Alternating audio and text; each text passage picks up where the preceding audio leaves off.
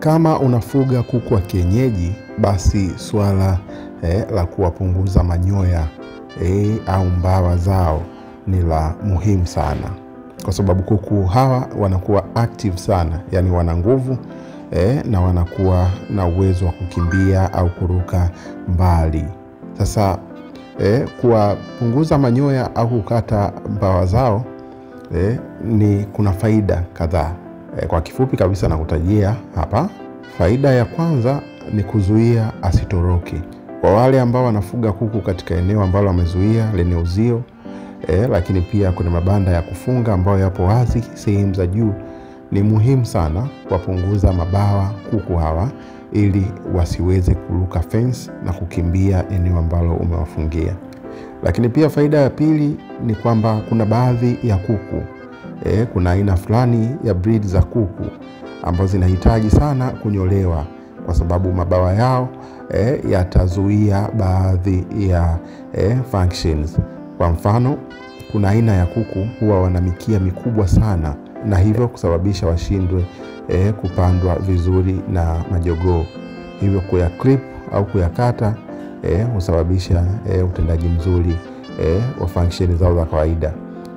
Kuna baadhi ya kuku wa nchi za kigeni ambao wanakuwa na manyoya mengi kama white leghorn, silky, hivyo kupunguza uzito wao na kuwa wepesi.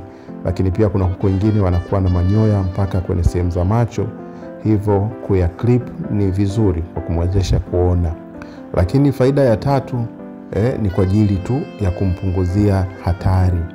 Kuku ambaye ana mabawa makubwa anaweza akaruka mbali sana, akavuka karibu na barabara na kuingia kwenye misitu.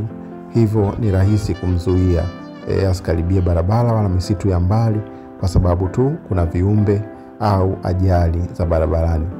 Lakini pamoja na kufanya haya, unatakiwa ufahamu kwamba lazima wakati unapunguza manyoya yake utumie njia za kitaalamu. Kwa kuwa ukimkata kwa kukosea unaweza kusababisha madhara kwa kuku, lakini pia hata kwa wewe mwenyewe. Leo tumemtembelea mfugaji mmoja ambaye ameamua kuwafungia kuku wake katika eneo dogo, ili mradi tu kuepusha wasipatwe magonjwa ambayo yapo katika sehemu zingine, lakini pia kuzuia kuku wake wasiibiwe. Kwa mara kadhaa amekuwa akiibiwa kuku wake. Sasa kama unavyoona, huyo kuku mmoja wapo anaruka kabisa mpaka juu ya fence.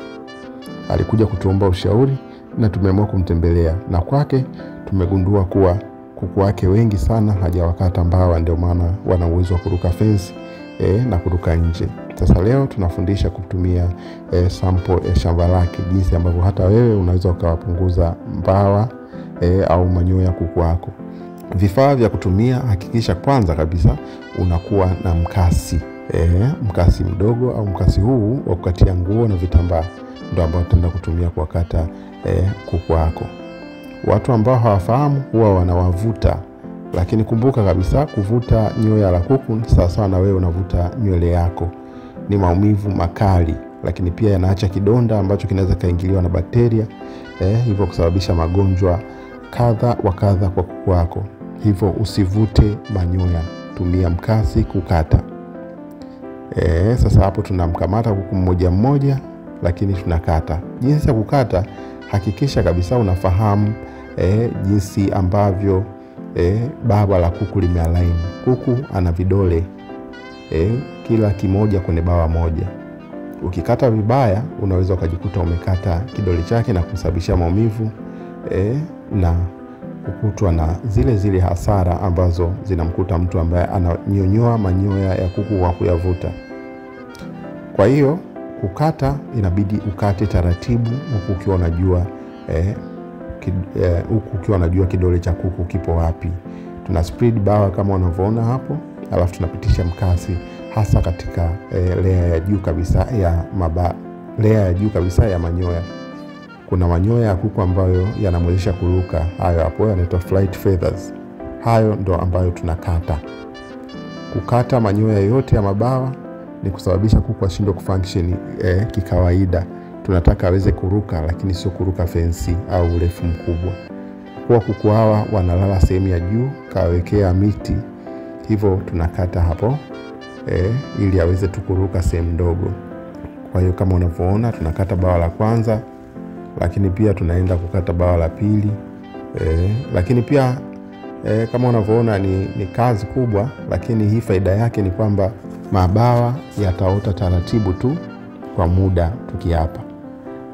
Na yanaweza kachukua miezi 2 mpaka 3, hivyo utakuwa umepunguza kadhia kwa miezi hiyo. Ambapo unajikuta kuku mpaka wanaenda kumvuna, yani unaenda kuuza, hajasumbua tena wala hajaruka bandani. Lakini unavokata hapa ndio tunavyoenda kukata kwenye mkia wake. Hakikisha kuku wako majike au madume hana mikia mirefu sana, itazuia kwenye upande wa kupandana. Kwa hiyo tunakata tu moja kwa moja, kwa kuwa upande wa mkia hauna shida kuliko upande huu wa mabawa. Ukiwa na kuku wengi ndivyo ambazo zoezi hili linakuwa refu, lakini ukiwa na kuku wachache zoezi linakuwa haraka na smart. Kama unavyoona hapo tunafanya moja moja mpaka tunamaliza wote. Lakini pia tunamwachia yeye afahamu kuwa kadri kuku hao wanavyoanza kuruka ndivyo aendelee kukata mabawa. Unaweza ukafanya pia hata kwako. Hakikisha unazingatia tuliyokufundisha. Asante.